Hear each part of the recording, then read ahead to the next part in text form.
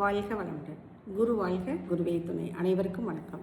இன்றைய ஜோதிட தகவல் பகுதியில் சந்திர பகவானின் அருளை பெறுவதற்கு நாம் என்னவெல்லாம் பரிகாரங்கள் செய்யலாம் என்று பார்க்கலாம். சந்திர பகவானின் அருளை பெற இரவு நேரத்தில் சந்திரன் தரிசனம் செய்வது சிறப்பு தரும். அம்மன் ஆலயங்களுக்கு சென்று வழிபாடு செய்வதும் நன்மையை கொடுக்கும். அம்மன் ஆலயங்களை பராமரித்தல், அம்மன் பக்தர்களை உபசரித்தல், இதுபோல் செய்வதும் நமக்கு நன்மையை கொடுக்கும்.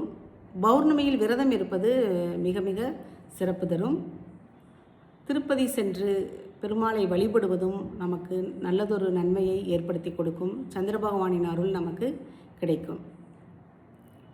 சிவ ஆலயங்களுக்கு சென்று அங்குள்ள சந்திர பகவானுக்கு அர்ச்சனை செய்தல், சந்திர பகவானின் ஸ்லோகங்களை கூறி வழிபடுதலும் நமக்கு நன்மையை கொடுக்கும்.